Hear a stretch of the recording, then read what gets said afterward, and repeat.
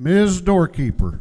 Mr. Speaker, the President, President Pro Tem, and the Senate await entrance to the House chamber. Ms. Doorkeeper, please allow the President Pro Tem, and the members of the Senate to enter the House chamber, and will the messenger please escort them to their designated seats.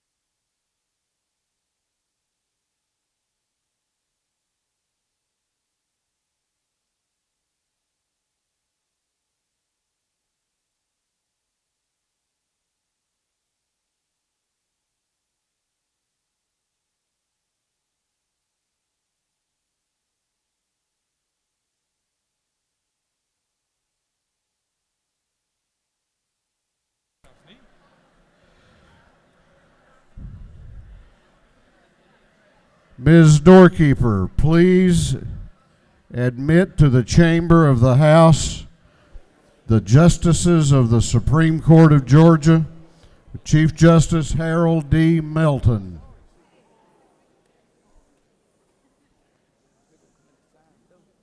Can they get over there? They can't get over there.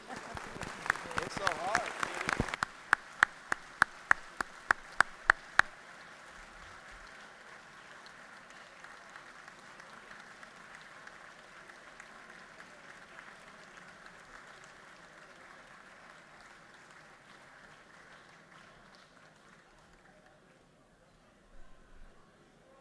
I think the floor leaders just came in and not the justices.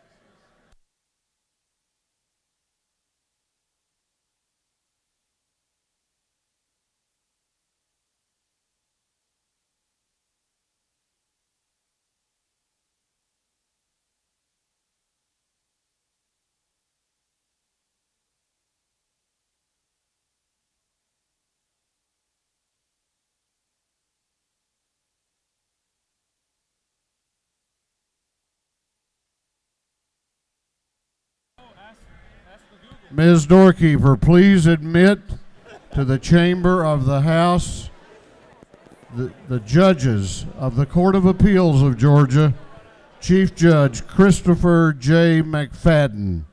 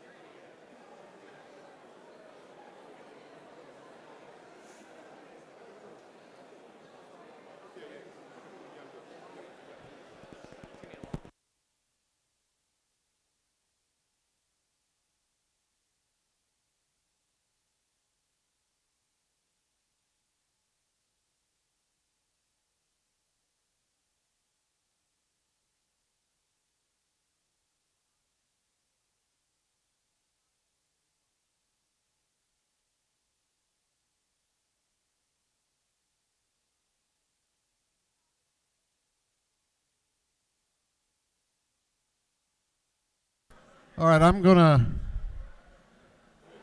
ask, first of all members of the Georgia General Assembly to take their seats. All members. And I've waited a lot of years to get to say this. I need every judge in here to sit down.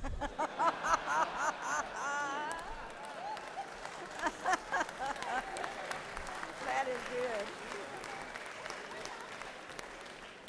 That felt pretty good, actually. Okay, please remain in order. The chair wants to recognize some special people that are with us here today, beginning with all of the constitutional officers of the state of Georgia. If y'all will stand and let us recognize you, please.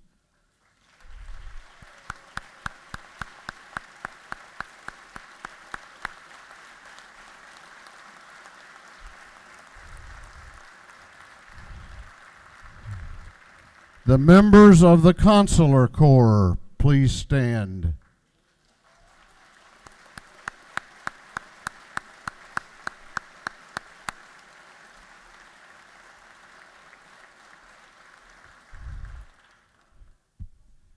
I don't know if she's on the floor, but please make welcome a very special person to me, and to this body, the Speaker Pro Tem, Jan Jones.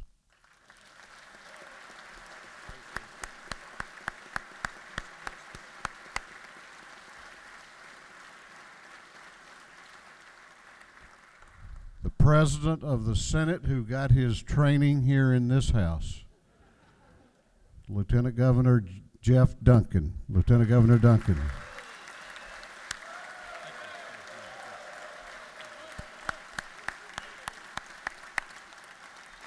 The President Pro Tem of the Senate,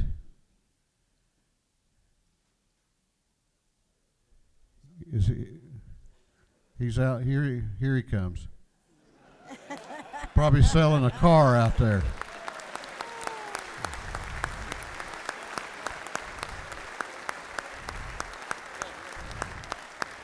Three of the most important people to the work of this body, beginning with a lady that has walked through the valley with me and along the tops of the mountains, and truly the light of my life, the First Lady of the House, Cherie Bradburn.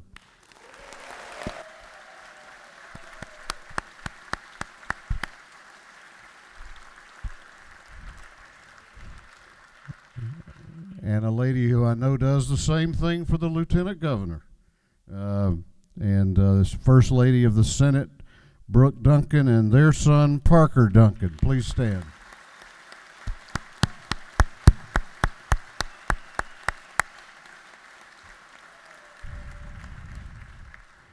And our very distinguished First Lady, Marty Kemp, and their daughter, Amy Porter Kemp.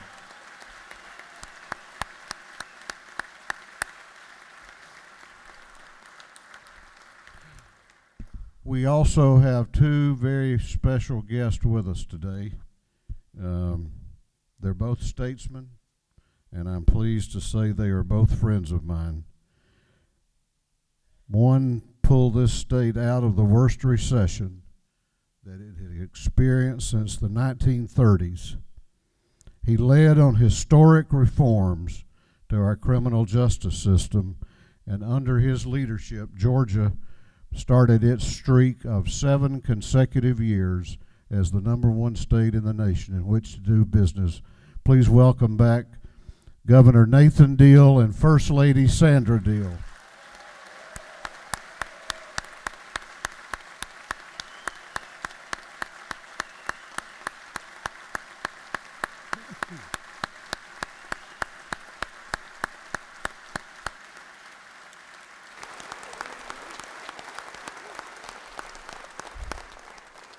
Only one Georgian in the history of this state has served in both the Georgia House of Representatives and the U.S. House of Representatives, and in the Georgia State Senate and in the U.S. Senate.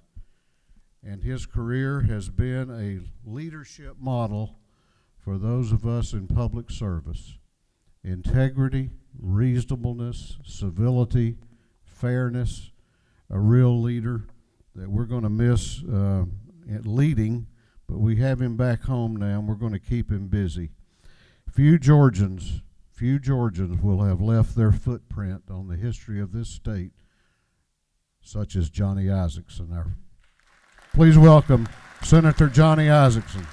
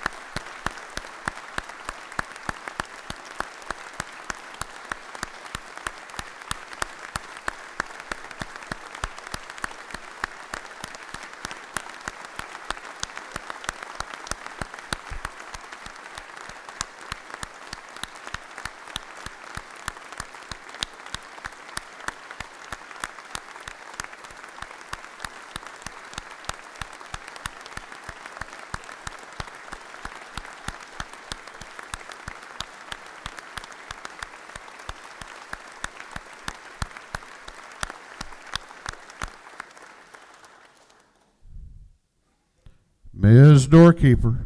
Mr. Speaker, I'm sorry, the Governor Brian P. Kemp awaits interest into the House chamber. Madam Doorkeeper, please allow the governor, his committee of escort, and his distinguished guest access to the House chamber.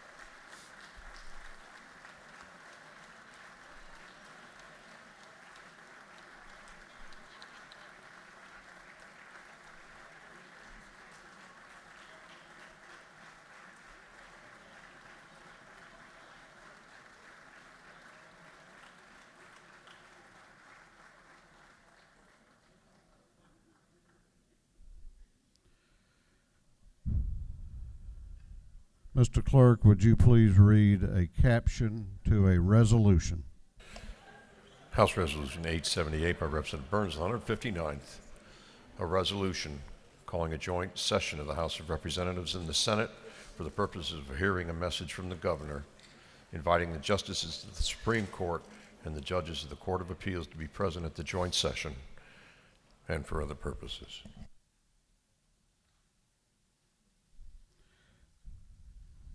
Members will please take their seats.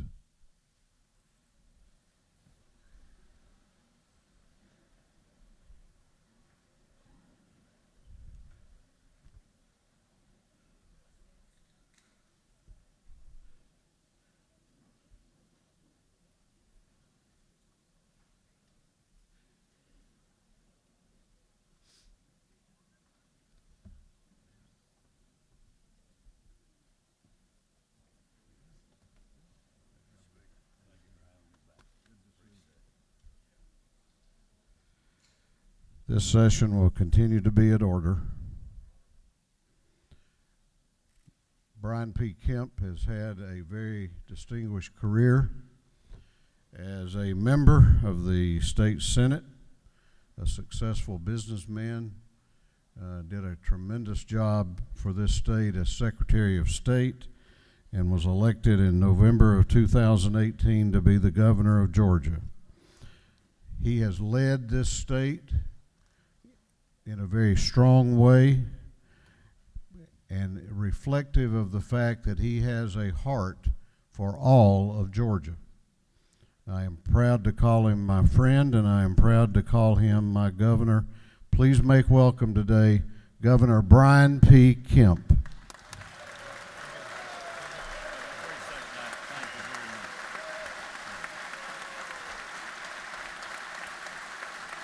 Thank you all.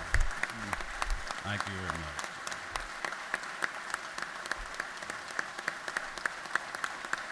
Oh, thank you all so much. Thank you very much.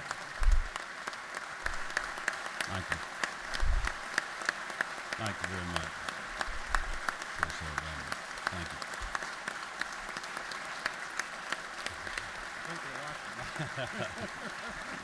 Thank you all very much.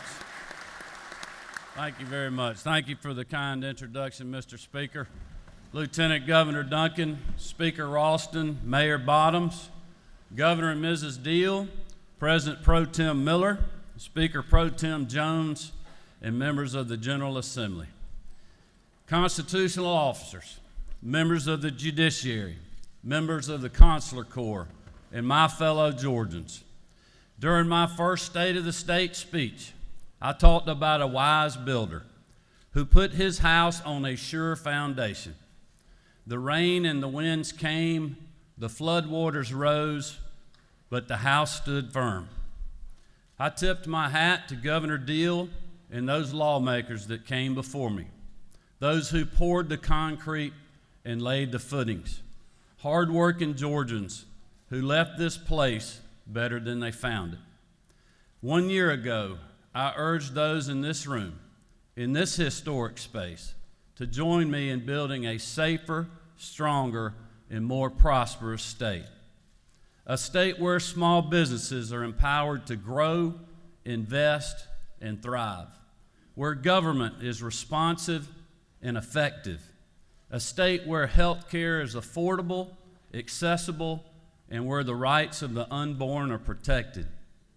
I ask lawmakers, both Republicans and Democrats, to join me in the fight for Georgia's future, to crack down on gangs and sex trafficking, to invest in education and our educators, to stand up for our values and those we value, to put politics and partisanship behind us and unite for the greater good.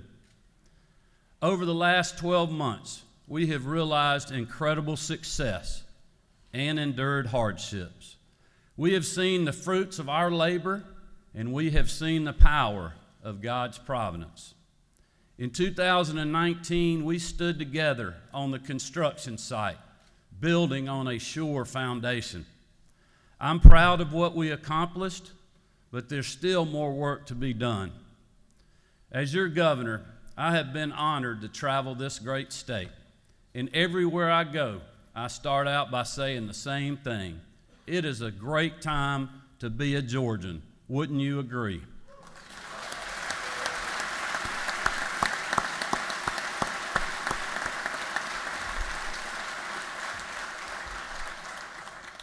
Right now, our unemployment rate is 3.3%. That's the lowest in our state's history. We have a record number of hardworking Georgians in the workforce. Our state is the #1 place for business for the 7th year in a row. During the last 12 months, since I addressed this joint session, we have added over 64,000 private sector jobs. Of the 371 economic development projects announced by the state in 2019, 79% of them were outside of Atlanta, in communities like Cairo, Cartersville, and Commerce, creating economic opportunity no matter what your zip code. The state of the state is strong, and folks, we are just getting started.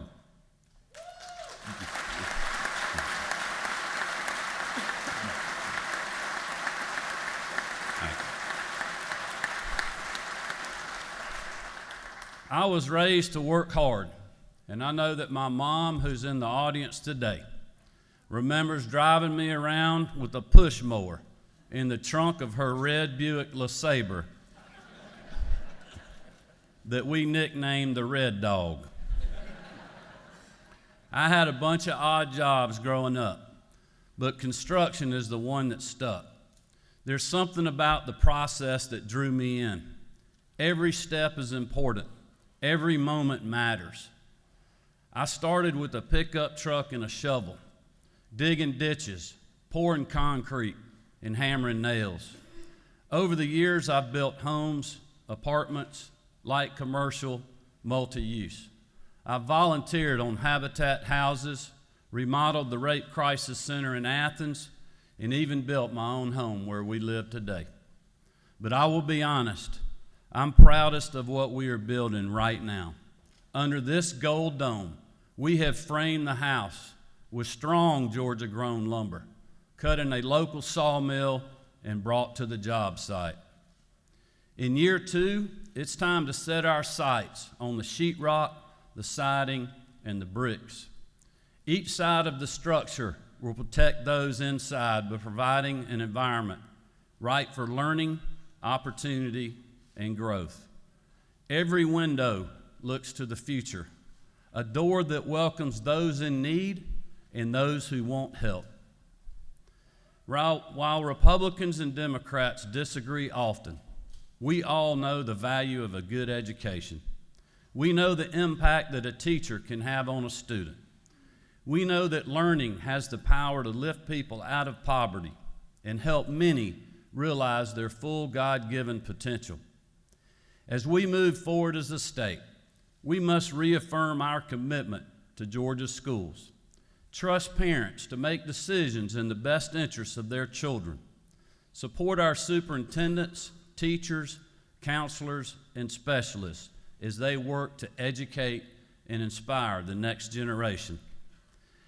I want to applaud Governor Deal and First Lady Sandra Deal, who are in the gallery today, for fully funding quality basic education and for investing in early learning for Georgia students. Thank you both.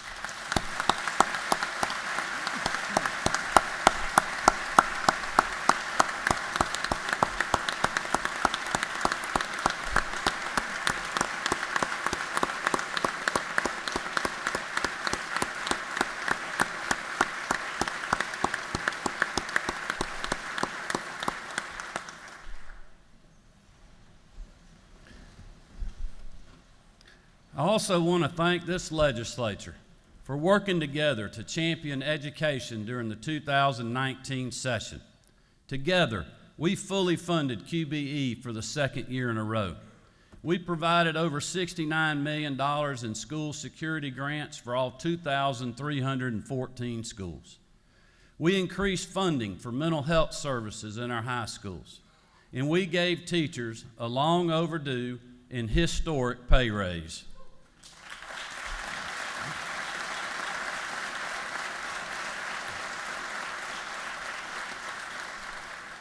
I am so proud of our teachers and school leaders for what they do on a daily basis. And while we spend a lot of time honoring athletes and elected officials, these are the public servants who really deserve the credit. Joining us in the gallery today are two hardworking Georgians who deserve all the accolades and applause that we can muster. Miss Samantha Fury of Newton County is Georgia's Superintendent of the Year for 2020.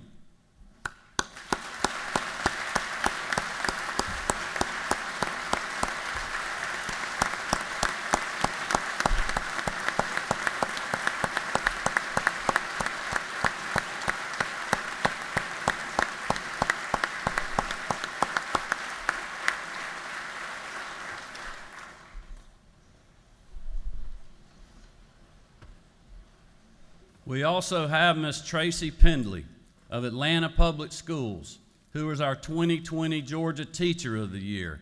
Let us thank her as well.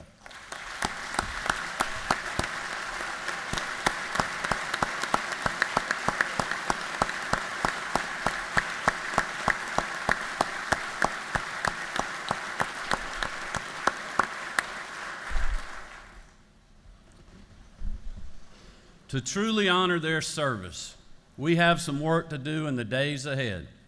Let's fully fund public school education for a third year in a row, accounting for growth and resources needed to properly educate. Let's dismantle the remnants of Common Core, reduce the number of tests, and give teachers the opportunity to do what they best, do best, teach.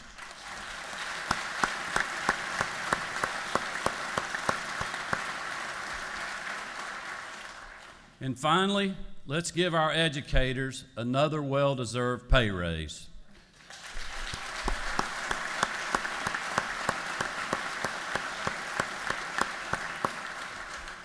In my budget, I have included a $2,000 pay raise for all public school educators.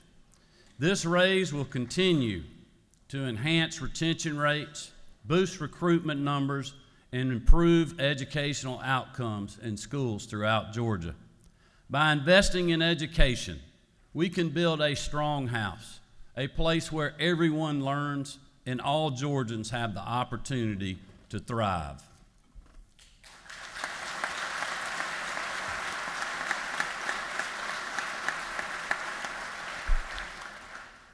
As a father of three, I know that a healthy home is a happy one. The same is true in our state.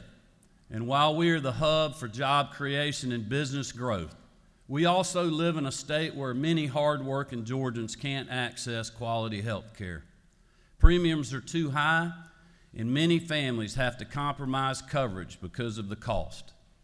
Empowered by the Patients First Act, we crafted a Georgia-centric healthcare solutions to lower healthcare costs, reduce insurance premiums, enhance access to top-notch care, and ultimately improve health outcomes for Georgia families.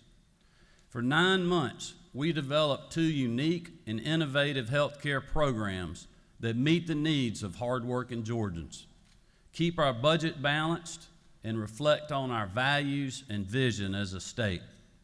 These proposals, Georgia Access and Georgia Pathways, shake up the status quo and put patients first ahead of the special interest. While these reforms will provide a new pathway for 408,000 Georgians to access affordable care, lower insurance premiums for millions more, this is only the beginning. We have friends and neighbors who need our help, so we must keep chopping. Right now, there are countless families who just received a surprise medical bill in the mail. A specialist who is out of network, a procedure that wasn't approved or covered, nights in the hospital that didn't meet the requirements. We have hard-working Georgians who, by no fault of their own, are on the brink of bankruptcy because there's no transparency in health care billing. Families are living on a prayer because the system is rigged against them. This year, we will implement long overdue reforms that put our families first. Working with patients, providers, and the private sector, we'll craft legislative remedies to reduce surprise medical billing. We will demand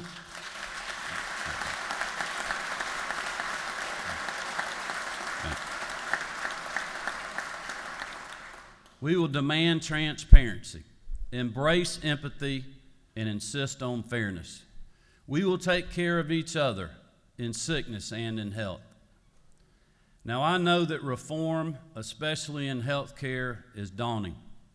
And while the road ahead is long, there are plenty of men and women who have gone before us, bold leaders and public servants who blazed a trail and set a standard for countless Georgians to follow. One of these people is Senator Johnny Isakson.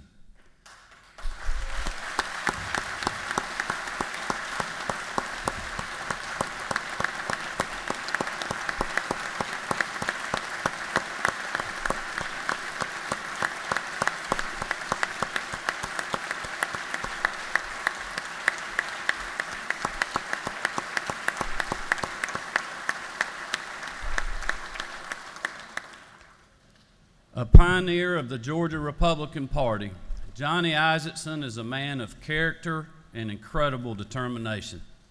He served under this gold dome in the Georgia General Assembly, chaired the State Board of Education, and went on to represent Georgia's 6th Congressional District in the U.S. Capitol. And for 15 years, Johnny Isakson was our U.S. Senator. He is a gentleman, a statesman, and a true patriot.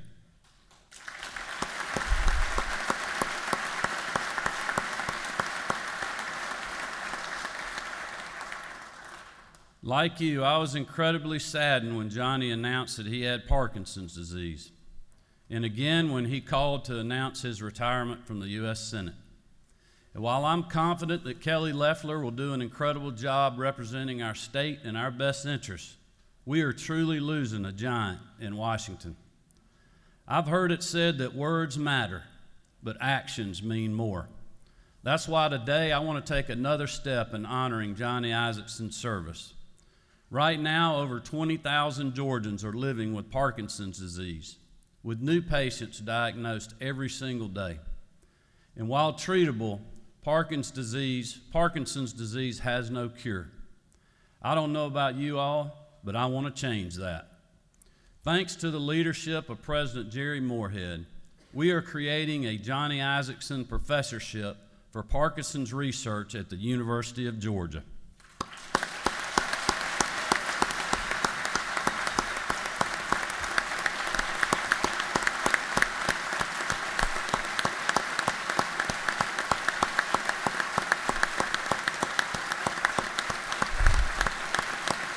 Great idea. Yeah, it's going to be great. We got to figure out how to do it now. I'll help you on that.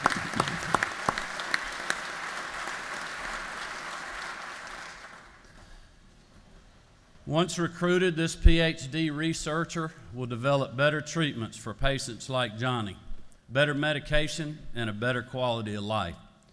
Through this partnership, we will use technology and innovation to break new ground. With the grit and the resolve of Johnny Isaacson, we will move one step closer to a cure. Our house here in Georgia will be a healthy one, with a big frame photo of Johnny right there on the wall. Our children and our grandchildren will walk past and ask about the statesman pictured. His story is Georgia's story. His legacy will live on for generations to come. Ladies and gentlemen, please help me again welcome and thank this great man for his great service to our state, Senator Johnny Isaacson.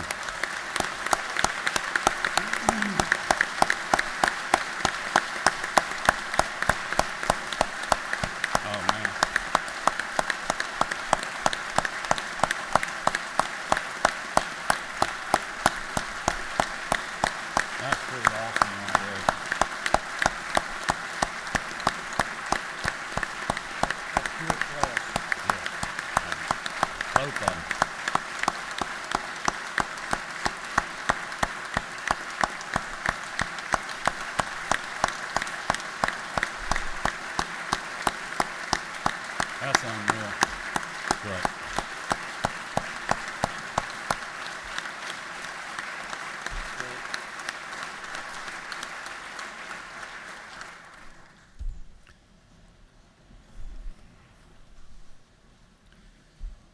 While Georgia is experiencing historic growth, we have a statewide threat that undermines our safety and our future.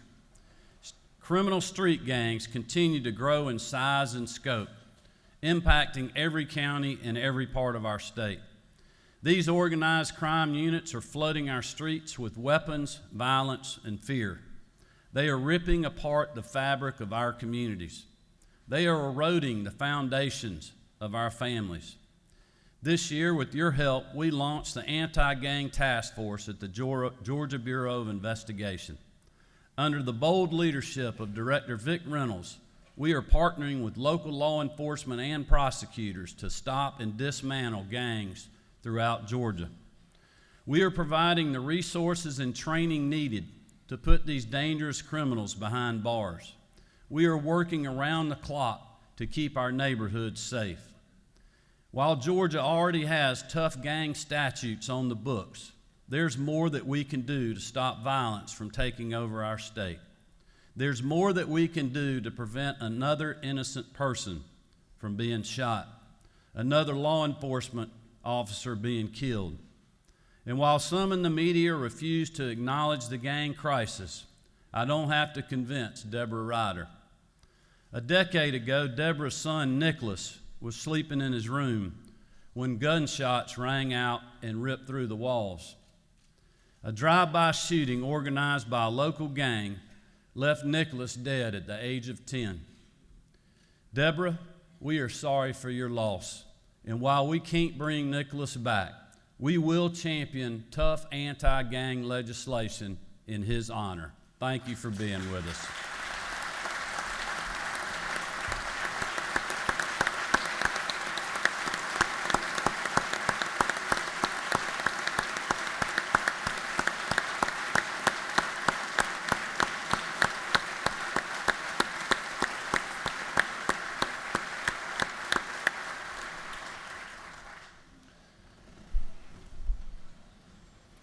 This session, we will empower law enforcement and prosecutors so these people will get the justice that they deserve.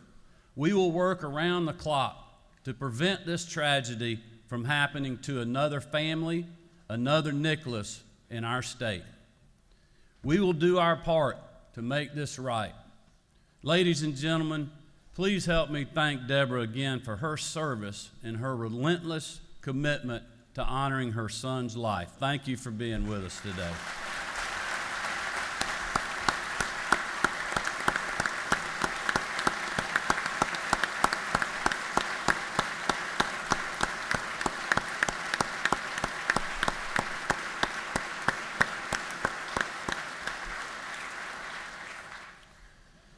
Gangs and drug cartels are fueling another public safety crisis. Every day, hundreds of people are bought and sold for sex in our state. Traffickers use Atlanta as a hub, trading human life like it's a commodity. Shortly after taking office, we created the Grace Commission to help coordinate efforts and to end modern-day slavery in our state. Under the leadership of our First Lady, Marty Kemp, the Grace Commission has worked to raise awareness. They have partnered with elected officials, law enforcement, nonprofit organizations, and those that have been in the trenches for years fighting human trafficking. They had traveled the state to sound the alarm and urge action. During this time, Marty has met some incredible, inspirational Georgians who have devoted their lives to helping others. Today in the gallery, we're honored to have Katie, Shamika, and Nikki. Sadly, these women have something in common. They were trafficked as kids, robbed of their innocence and childhood, forced to see and experience things that we cannot imagine. But these women are survivors. They're fighters and they're powerful advocates who are working to turn Georgia into a safe haven for those who have no voice, who exist in the shadows, and who need an ally to shine a light into the darkness. Members of the House and Senate, we are asking once again for your help to win this fight against human trafficking. We must advance legislation this session that closes loopholes that leave children vulnerable to exploitation. We must help victims tell their story in the courtroom without the fear of retaliation.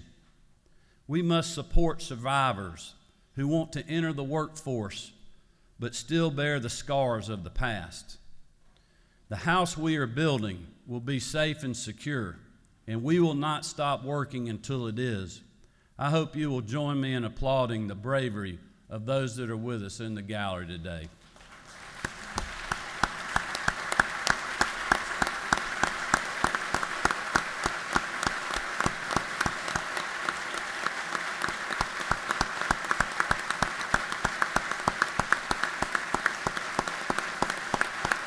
Marty's doing such a great job. I'm grateful. It's heart-wrenching.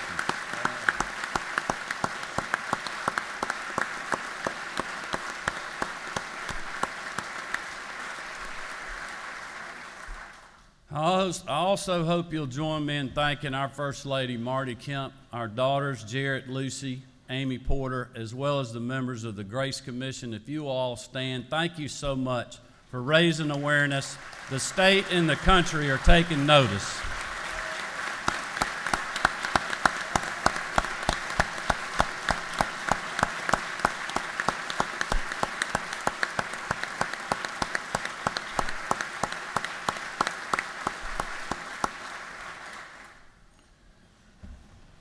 We are a blessed people, Americans who proudly live in our nation's greatest state. But what makes us great is not just what we produce on the farm or in the factory. We are great because of who we respect and what we value. During the debate on the heartbeat bill, I would always start by saying a simple statement. Georgia is a state that values life. Honestly, it's hard to disagree with that. We live in a place where every person matters, young or old, rich or poor, any race, from any place. As a pro-life governor, I believe we need to protect the unborn and the born. We have to.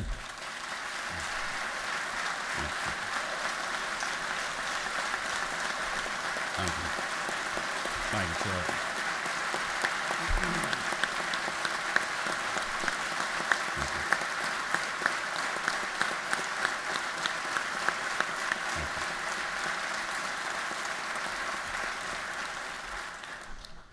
We have to defend those in the womb and then champion those when they leave the delivery room. It's incredibly sad how many children are abandoned in our hospitals, hundreds every year, living, breathing babies, discarded, forgotten, innocent and full of potential, now wards of the state. Over the years, the General Assembly and Governor Deal have made incredible progress in updating our adoption laws in Georgia. It's now time to build on those efforts. First, we will triple the adoption tax credit from $2,000 to $6,000 to help offset the incredible cost of adoption.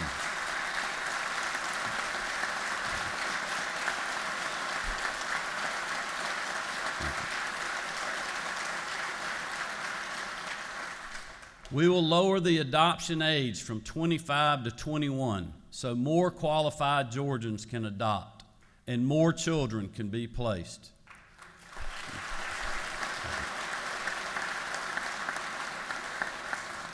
Finally, we will launch the Families First Commission so we can begin to change the way our state's foster care system operates and serves the most vulnerable among us. Our goal is simple: keep our kids safe, to encourage adoption, and ensure that every young Georgian, no matter where they live, have the opportunity to live in a safe, happy, loving home.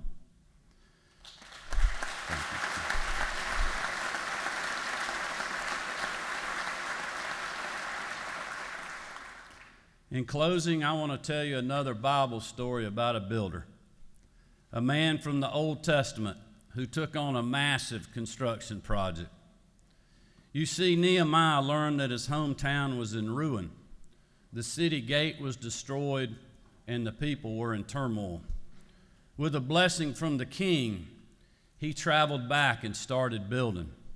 He shook up the status quo. He brought hope to a hopeless place. There were distractions along the way, those who wanted to slow his progress, some who wanted Nehemiah and his building project to fail. But he had a calling, a clear desire, a goal to build, restore, and revive. When the opposition came calling, he always delivered the same message. There was pressure and prodding, but Nehemiah responded, "I am doing a great work and can't come down." He refused to leave the job site until the project was done. He refused to let division divide his attention from the task at hand. Like Nehemiah, we are doing a great work right here in Georgia. We have a construction project that demands our attention. We have a people who are counting on us to get the job done. So let's put the politics aside and build a state where we invest in education. Let's build a state where we lower health care costs and improve access for patients. Let's shake up the status quo and build a state that's safe, where gangs and sex traffickers want to leave and families want to stay. Let's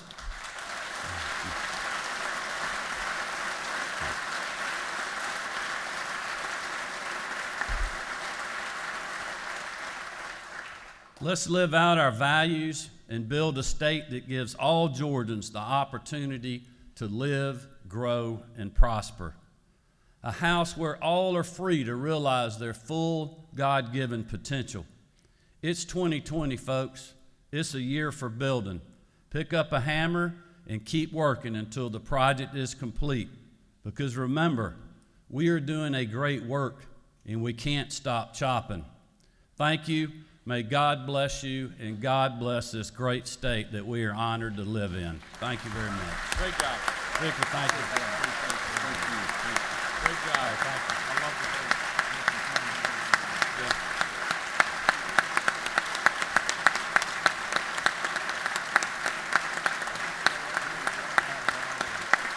Does he stay up here?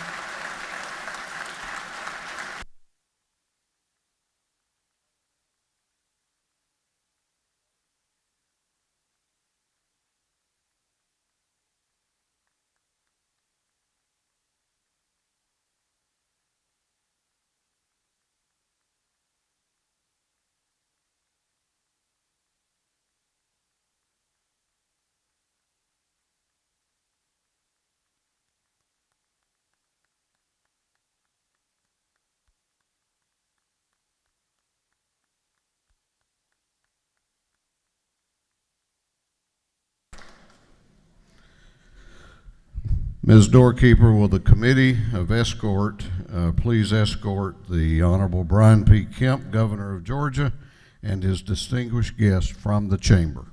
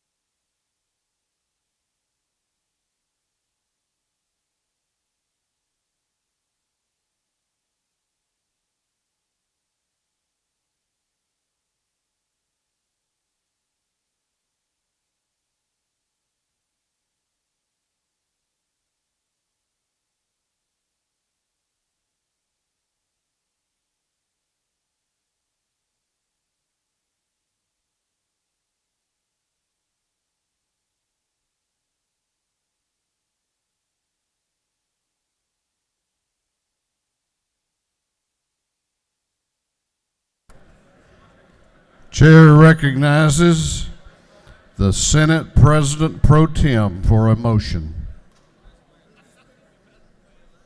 Mr. Speaker, I move that we dissolve this joint session of the Georgia General Assembly so we can all go home and sell a car.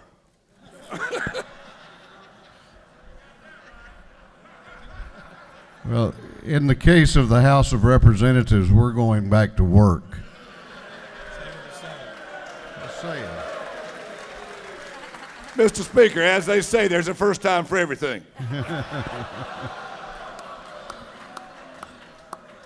On the motion of the Senate President Pro Tem that the joint session of the Georgia General Assembly be dissolved, all those in favor of the motion will say aye. Those opposed will say no. The ayes clearly have it, and this joint session is hereby dissolved.